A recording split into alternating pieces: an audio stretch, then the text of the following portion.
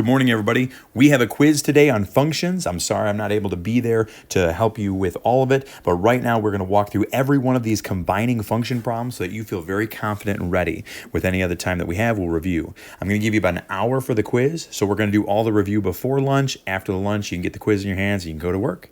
All right, so let's take a look at this.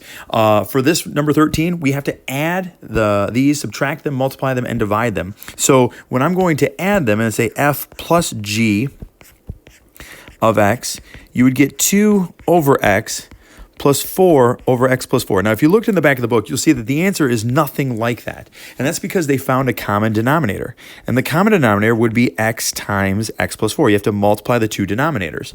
And so what wasn't already on the bottom of the first fraction? Well, it was the x plus 4. So that has to also show up top. And then you'd have 4 over x times x plus 4. And what wasn't in the bottom of that one? Well, it was the x. And so that shows up top.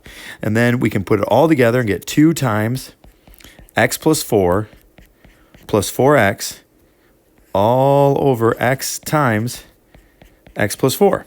All right? And you can distribute that first term, and you get 2x plus 8 plus 4x all over x times x plus 4. Now, if you look in the back of the book, they distribute the bottom as well and make it x squared plus 4x. It's not really necessary.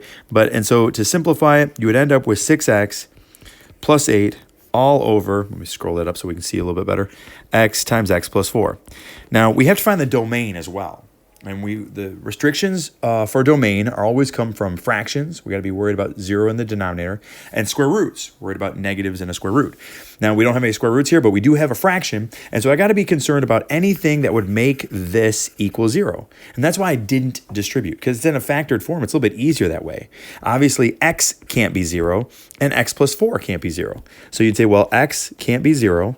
And if I know that x plus 4 can't be 0, well, that would mean that x can't be -4. So those are my two restrictions. X can't be 0 and x can't be -4. Hopefully you remember from the last time we were together that f plus g, f minus g, and f times g all have the same domain, guaranteed. So if you got this one right, then this is the domain for f plus g, f minus g, and f times g. It was just f divided by g sometimes has a little bit of a curveball in it. So we're going to try to go through the next couple of them. Let's see here, f minus g is going to be really simple because it's going to be so similar to this. I'm going to scoot this, let's see, shrink that down a little bit, and scoot this over here. All right, and so, all right, f minus g, again, we're going to find common denominators. So it's going to be f minus g of x is equal to, and that's going to be 2 over x minus 4 over x plus 4. Now here, it's really going to look the same. You get 2 times x plus 4. The denominator now is x times x plus 4. Minus 4x over x times x plus 4.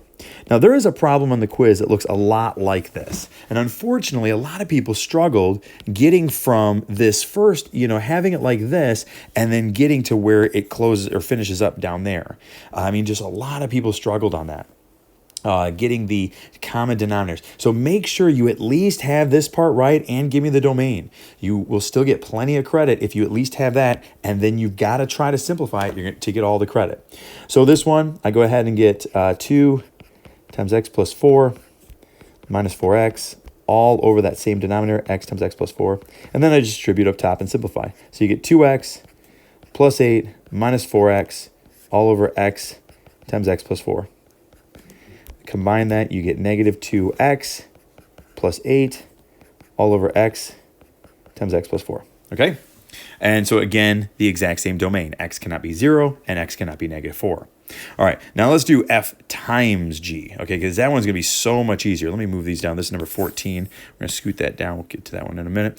And so f times g is so much easier. And when I say f times g of x, well, you just multiply them. So you got what? 2 over x times, was it 4? Yeah, 4 over x plus 4. You just multiply across. 2 times 4 is 8. And the bottom you got x times x plus 4. Again, same domain. X cannot be 0 and x cannot be -4. It's simple.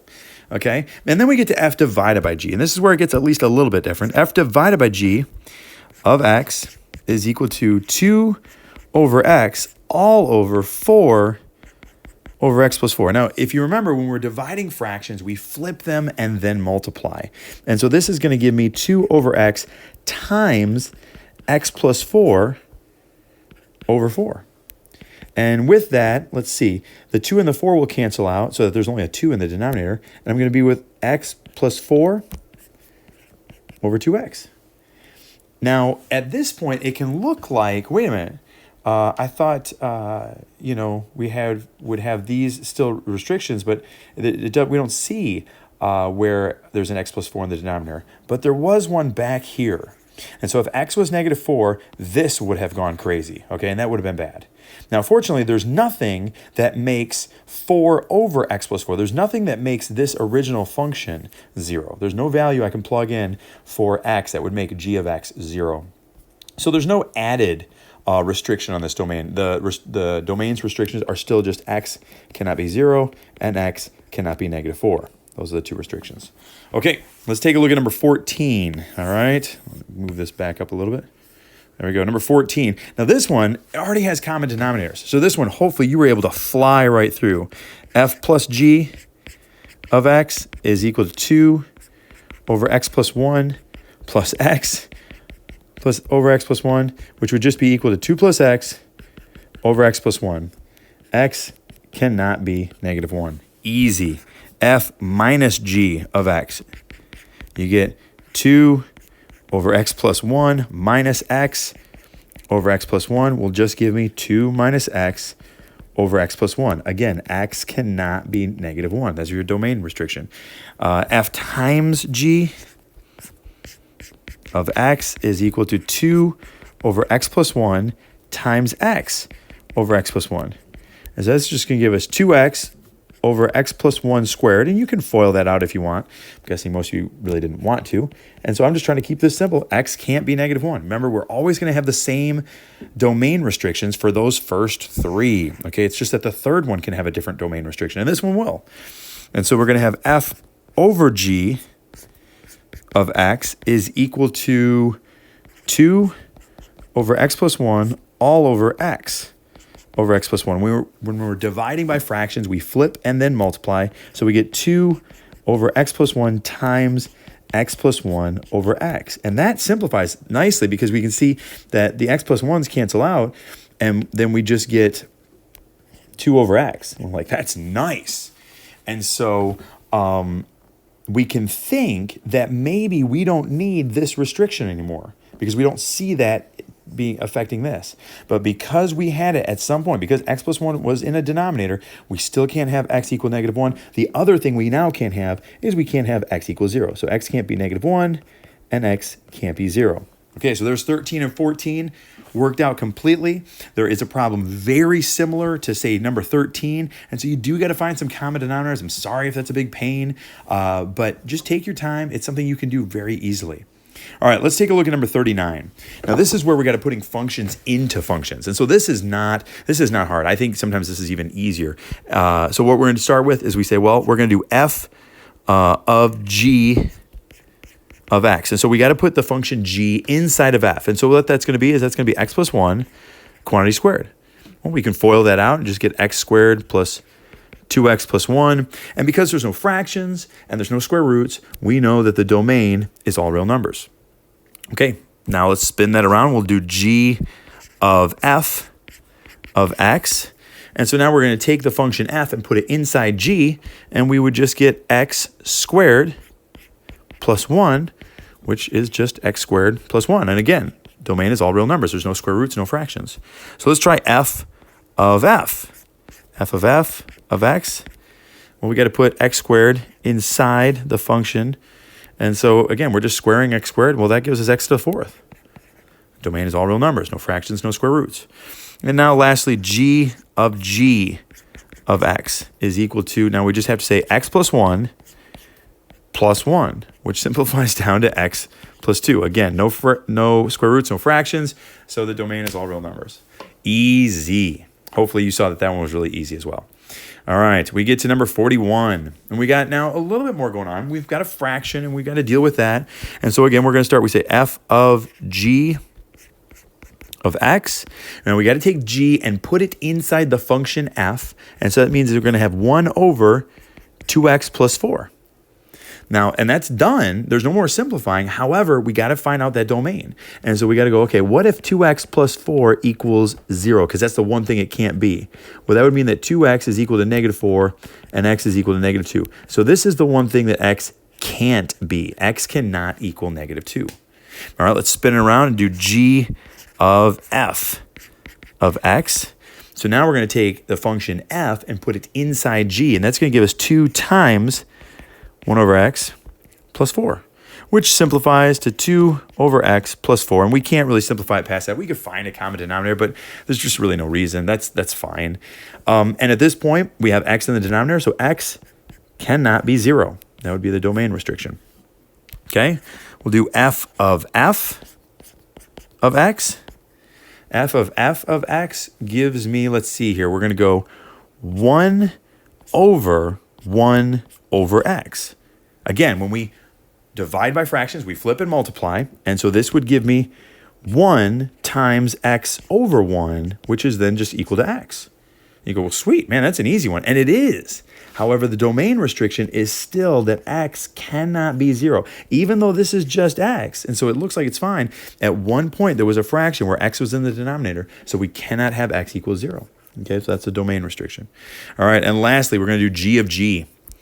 G of g. Now, this one is super easy because g is just a linear function, 2x plus 4. And so we can say, okay, we want 2 times 2x plus 4 plus 4. And what does that simplify down to? Well, you got to distribute the 2, and you get 4x plus 8 plus 4, which would then equal 4x plus 12. There's no fractions, no square roots, and so the domain is all real numbers. All right, last one. Here we go. This one's got at least a little bit more fun, a little bit more action going on to it. So we're going to do f of g of x is equal to, so now I got to put the function g inside f. And so this is actually pretty easy. You go square root of x minus 3 quantity squared. And that's nice because that actually cancels the other one out. And so you just get x minus 3. And you might think that because that's such an easy function that therefore the domain is all real numbers, but you would be wrong. Because if you picked anything that's going to make this a negative, then at some point you would have a negative under the radical, and that's not okay. And so still we'd have to go, well, what would make that negative? Well, if x was anything smaller than 3, if x was only 2, 2 minus 3 would be negative 1. You can't have a negative under the radical. And so therefore the domain restriction is that x has got to be greater than or equal to 3. Because 3 minus 3 would be 0. You can have the square root of 0. All right, let's do g of f of x equals, let's see here. So I'm going to take the function f, put it inside g. Holy moly, did a lot of people do this one wrong. X squared minus 3. And for some reason, people were thinking that then you could just take that x out. You can't do that, okay? You've got x squared, but it's x squared minus 3. It's not just x squared by itself. And so that's as simplified as it can get. It's square root of x squared minus 3. Now, the tricky part is figuring out the domain. Because you got to think about this. You got to say, well, wait, I can't let this whole thing under here be negative. Okay, and so where do numbers switch from being negative to positive? Well, 0. So I set that equal to 0. X squared minus 3 equals 0, which would mean x squared is equal to 3, which would mean x is plus or minus square root of 3. Now, track with me for a second. This one might be a little hard, but what that means is the number line just got broken up into 3 regions. Okay, we got negative square root of 3, positive square root of 3. So we got one region, which is everything back here, one region in between these two values, and one region which is everything out there, okay? And so now we've got 3 regions. And so we got to see is which of those regions, or if there's multiple, which ones are good. So we just pick values and see if they work. And so if I pick a number like way back over here, like let's say, I don't know, negative 5. Negative 5 squared is 25. 25 minus 3, well, it's 22. You can take the square root of 22. It's not clean, but you can do it. So this is okay. Everything's positive back there. We're good. Now let's pick a value in between these two, like 0. 0 minus 3, that's negative 3. That's no good. You can't have a negative under the denominator or under the radical. And then if we pick a number way out here, like 5, 5 squared is 25. 25 minus 3, that's 22. So we're good. So what we want is, believe it or not, we want these values that are out here and the values that are here. We can't have any of these values right here. All right. And so how would I write that? I would say, well, I want everything from negative infinity all the way to the negative square root of 3, including that, along with everything from the square root of 3 all the way to positive infinity. And so that would be the domain. Okay, like I said, this was kind of a crazy one. A little bit extra going on this one. Okay, now let's talk about, let's see here. How about f of f? F of x is equal to, and so f of f, this one's so easy. It's x squared. So we just say, well, I'm going to take x squared, and I'm going to square it, and I get x to the 4th. That's super simple, okay? And obviously there's no radicals, no fractions, and so the domain is all real numbers. And lastly, g of g. Now this one gets pretty interesting, okay? So we've got the square root of, we gotta go the square root of x minus 3, all of that minus 3, which is under that radical. And so this is really weird because the first thing we got to do is we got to focus in on just this part right here and say what keeps that okay, because there's a radical there. Well, there x has got to be greater than or equal to 3, and it'll keep that part straight. Now here's the problem. If you plug in a 3 there, you get 3 minus 3, which is 0, and the square root of 0 is 0. But then all of a sudden I have a 0 right here that I'm then going to subtract 3 from, and it's going to be under a radical. So that shows me that this first radical, this one underneath here, that it can never get smaller than 3 because I'm going to subtract 3 from it. And so then it can't be any smaller than 3. And so that seems kind of weird, but you have to say the square root of x minus 3 has to always equal or be bigger than 3. So let's think about this. How would I do this? I could square both sides, which would give me x minus 3 is equal to 9. So add 3 to both sides, you get x is equal to 12. So x can't be any smaller than 12, actually. At first, I thought x just couldn't be any smaller than 3, but really I realized that x can't be any smaller than 12. If you plug in 12, you get in here, you get 12 minus 3, 9. Square root of 9 is 3. And then 3 minus this other 3 is going to give you 0. So this is the smallest it can be. And so your domain would be that x has got to be greater than or equal to 12, not just 3. Okay? All right. There is all 5 problems. I hope that worked well for you. Just trying to review real quick, make sure we saw everything. Yeah, we already saw that x squared. Yeah. Okay. Good luck. You guys can do it. I know that you guys can do this. All right. Talk to you in a minute.